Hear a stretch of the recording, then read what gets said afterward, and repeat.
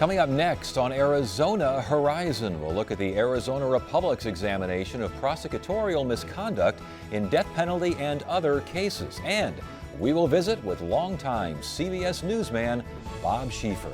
Those stories next on Arizona Horizon. Arizona Horizon is made possible by contributions from the Friends of Eight, members of your Arizona PBS station. Thank you.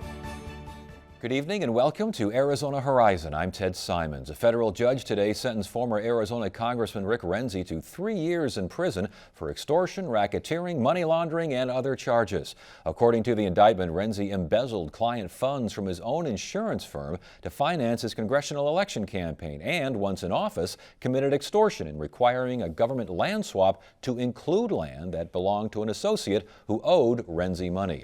Renzi is expected to appeal to the U.S. Ninth Circuit.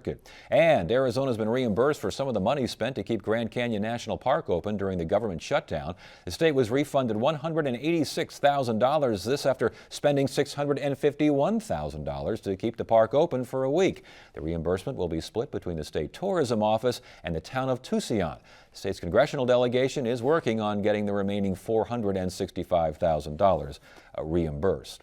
A special report by the Arizona Republic is examining prosecutorial misconduct in Arizona death penalty and other cases dating back for 10 to 15 years. Michael Kiefer of the Arizona Republic is leading this particular project. He joins us right now. First of all, a great reporting, great job so far, and we're just a couple of times, you got some more stories coming out, so I don't want you to scoop yourself, but let's talk about what you're doing here. Prosecutorial misconduct. How bad is it in Arizona? It's not rampant. It's not rampant. It tends to be, as in most other jurisdictions, that there are a few players who repeatedly push the envelope. The problem is, it can be in very high profile cases, and it's very difficult to rein in. Nobody wants to do it. Alleged in half of all capital cases ending in death sentences? And then half of those, we find out that the Supreme Court saying, yeah, there was some problem here. There was some problem. Now, in terms of what constitutes prosecutorial misconduct, now that's a problematic thing because there's no black letter definitions of the word. It's a constitutional issue. It's something that infringes on someone's constitutional right to a fair trial. So these instances, these allegations will come in the appeals of these death penalties under a heading of prosecutorial misconduct, but it can range from things that are inadvertent. It can be something something like rolling eyes and vouching for evidence, saying, this witness is telling the truth, all the way up to encouraging witnesses to perjure themselves. Indeed, it's you wrote that you can have excessive sarcasm could be involved, or anything from that to introducing false testimony. It's a lot of stuff in between. Right. Okay, so where is the line drawn between misconduct and error? There are recommendations by the American Bar Association to distinguish among them, but the line is drawn by the judge. The allegation is made whether you're talking about a case in trial or you're talking about something during an appeal. It has to be argued. One side will say, look, we think this crossed the line. The other side will defend itself, and then it's up to the judge to make a decision. But what's the problem with that, especially if you're talking about murder cases or very serious criminal actions? Who wants to put that person out on the street? What are the options? The judge can sanction an attorney, can refer the attorney to the bar, or throw out the case. How often are attorneys sanctioned or referred to the bar? Prosecutors very, very rarely. I found in the 82 cases I looked at, the death penalty cases going back to 2002, there were 2 attorneys sanctioned, 2 cases thrown out, and they weren't necessarily the same cases. They're very hesitant to do that. Very few attorneys or prosecutors are referred to the bar. Defense attorneys don't want to tangle with them. Now, prosecutors, again, most prosecutors are honorable, are very honorable, but they have to be held to a higher standard. Why? They make the charge. They can offer they decide whether or not to impose the death penalty. they can offer the plea agreement. And by, when you consider that that we have mandatory sentencing here in Arizona, in essence, they're already predetermining what the punishment is going to be.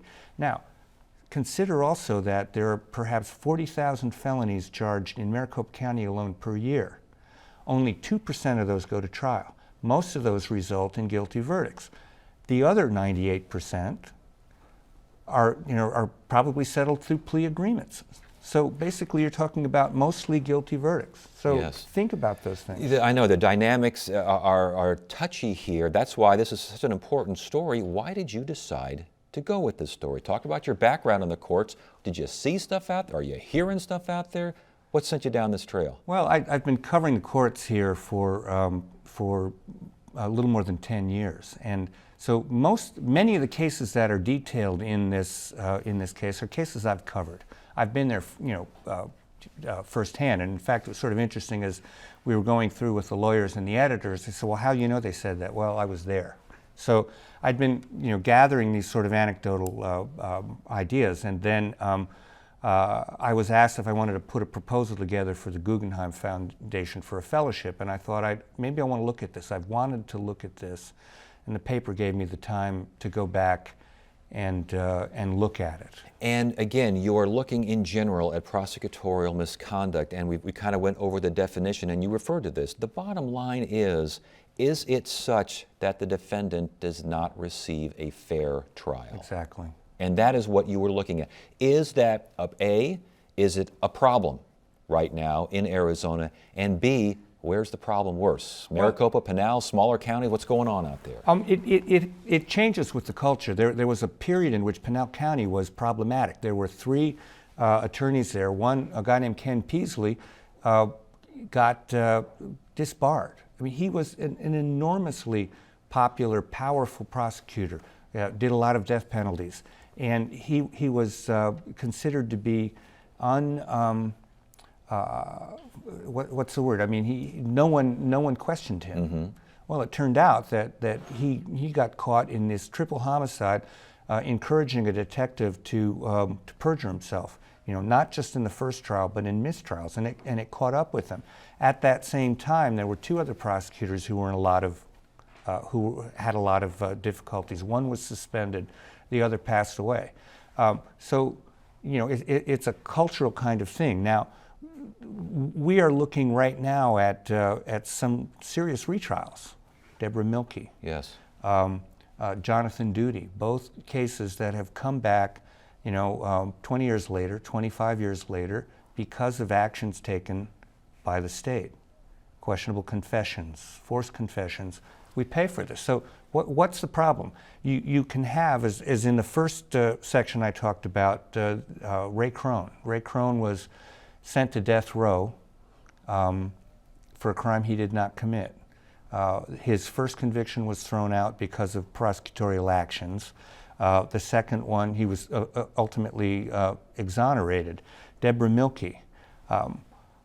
The risk here is that an innocent person can go to prison, and also that a guilty person can be set free. With that being said, what kind of response are you getting, vocal or otherwise, in the background style here, from prosecutors, from judges, from defense attorneys? Are you getting this guy's way out of line, what's he talking about, or are you getting a couple of hurrahs?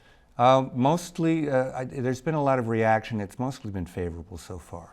Defense attorneys, of course, have thought this to be a problem. I mean, they feel, they're hesitant to say anything about it because they've got to face the same prosecutors over and over. Mm-hmm. I've had a few judges tell me that they're happy to see something being done. Let's see if they will actually, start calling people on it. A few prosecutors actually have talked to me. Some of them have been surprised by some of the things that people have said in the story. Before we, just a short time here left, but what kind of oversight do county attorneys have over their departments? I mean, are these folks just kind of running under the radar here? What's happening? Well, you have people who have been working. County attorneys tend to be elected officials. Yes. And I'll get in trouble for saying this, but they they're not typically homicide prosecutors. They're managers, they're politicians. So I think they delegate it to the supervisors they have, and so they don't meddle in the cases. Yeah, interesting. I know tomorrow you're going to talk about Juan Martinez here at Maricopa County. That one should be interesting. Great work. Good to have you on the show. Thanks for joining us.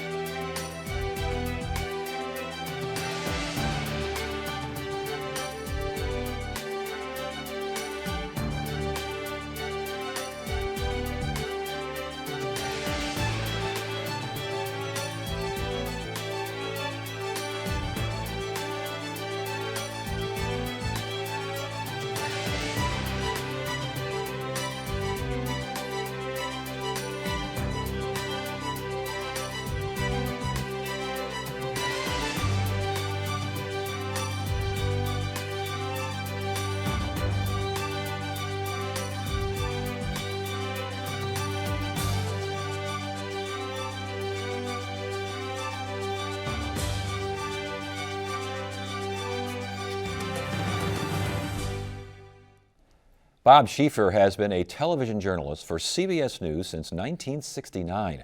He's one of the few journalists to have covered the White House, Congress, the State Department, and the Pentagon.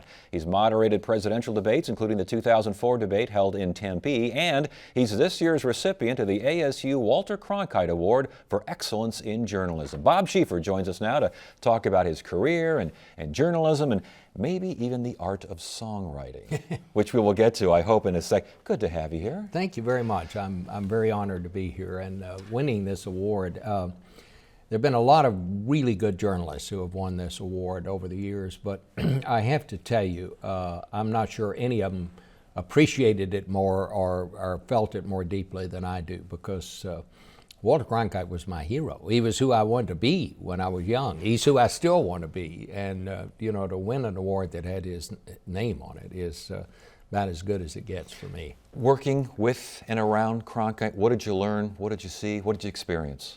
Well, the thing about Walter is he was exactly on television the way he was in person.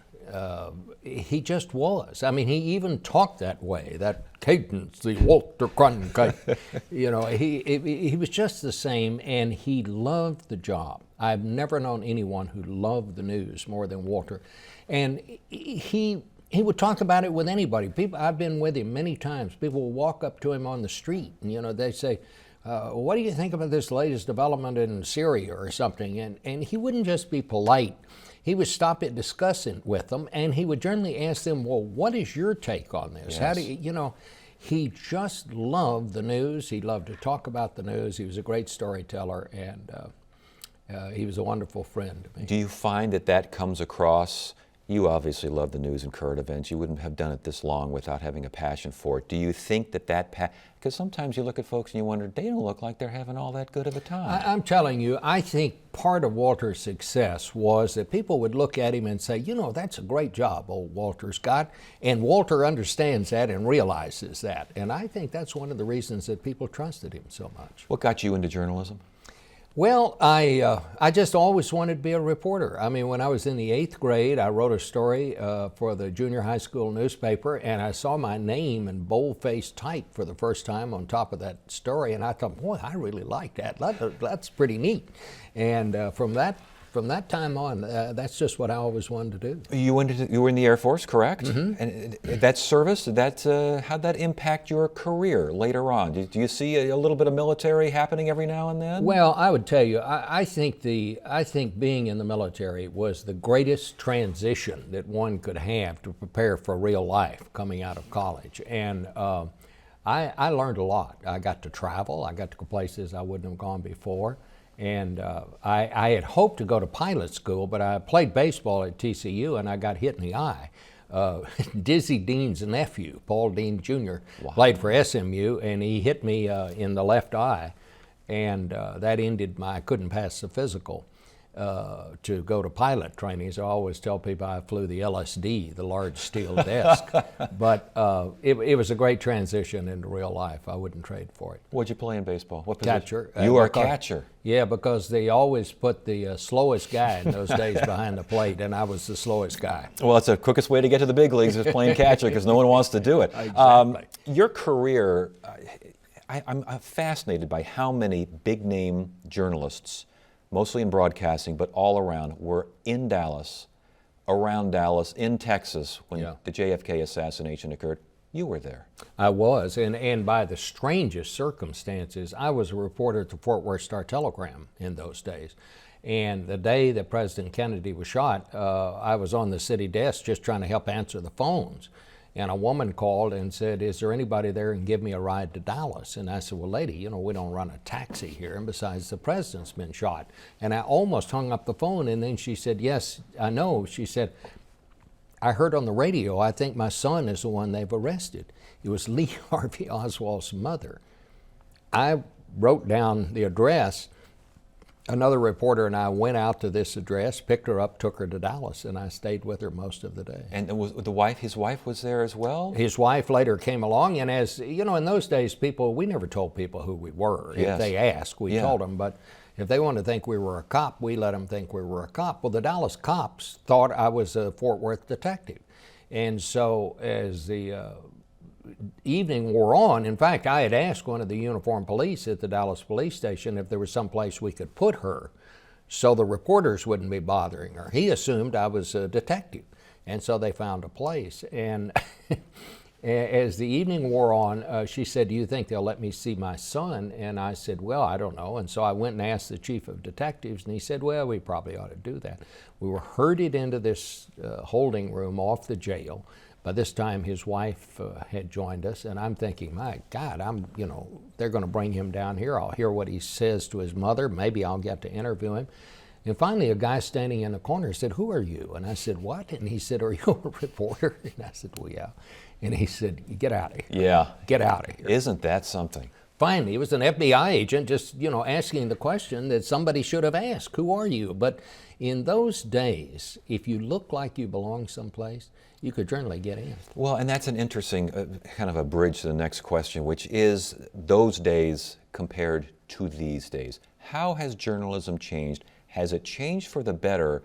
Do you even recognize it sometimes? Well, in many ways it has changed for the better, and certainly we're going through a technological revolution which has many good aspects to it, but also some downside to it. I mean, as I often say, with the internet, the news travels faster than ever. That's the good news. The bad news is now the nuts can all find one another.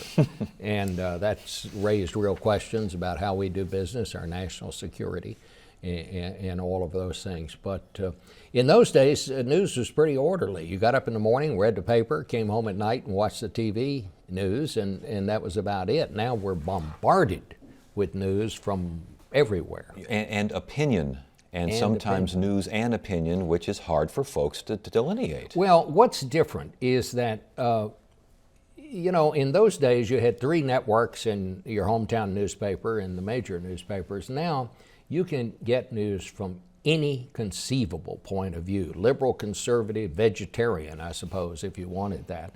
And what's happened is we now have a lot of people who tend to watch only the channels, I call it validation television, that validate their previous point of view.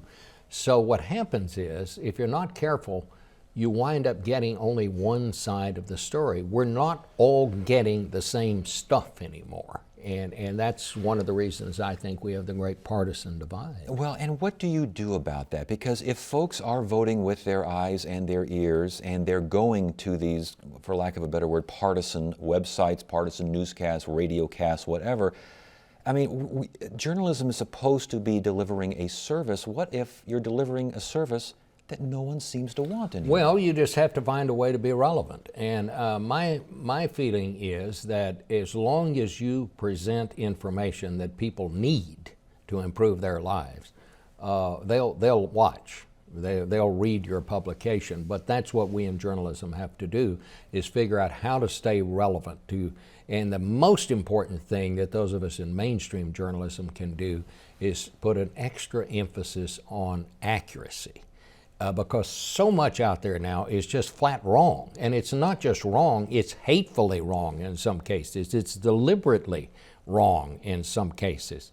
And there has to be, if you're going to have a democracy, and people are to get independently gathered, accurate information, there has to be a place where they can go to get that. That's why it is so crucial to have, this is a commercial for the First Amendment, but that's why it is so crucial. You can't have our kind of government unless citizens have access to independently gathered information. And there may be some, even on this program, you get complaints from the left, you get complaints from the right, but the fact that you're still offering it is important, whether people realize it's good for them or not?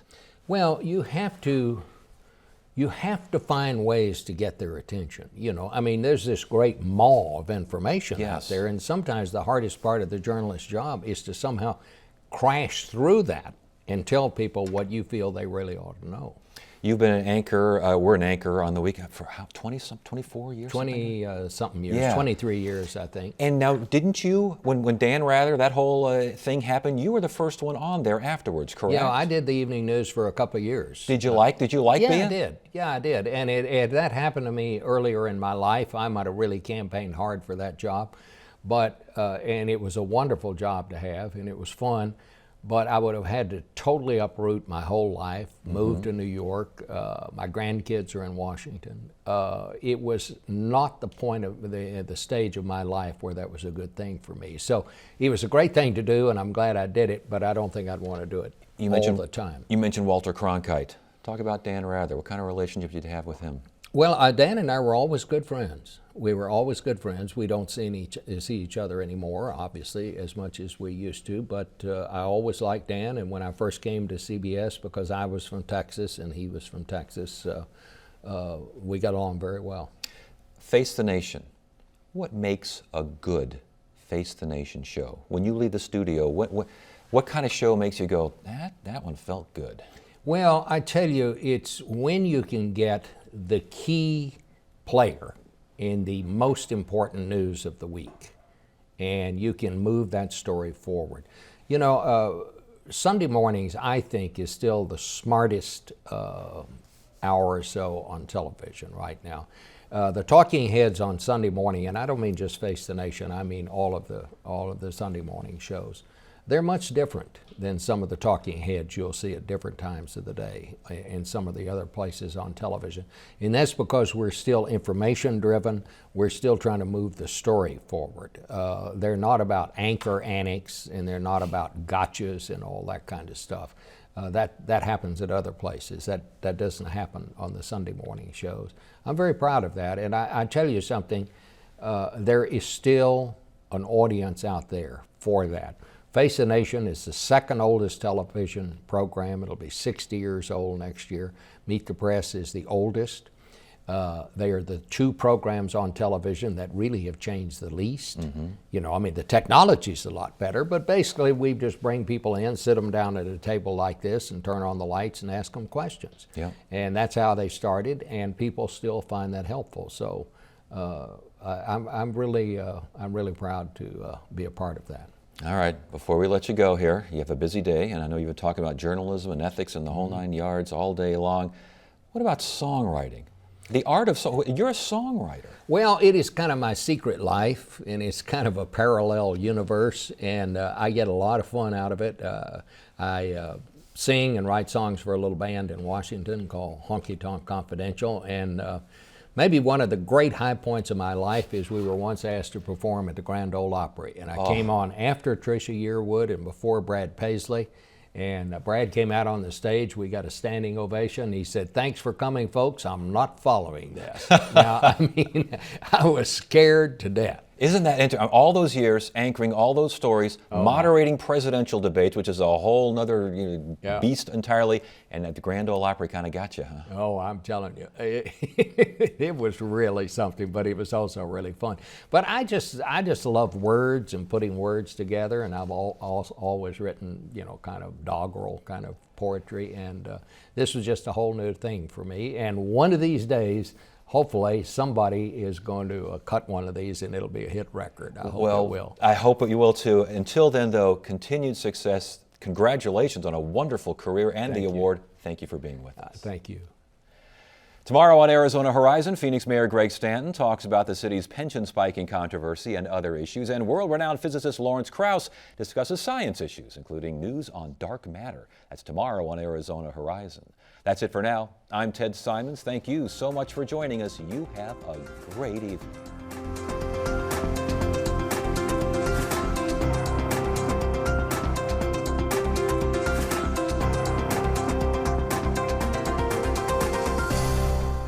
Arizona Horizon is made possible by contributions from the Friends of 8, members of your Arizona PBS station.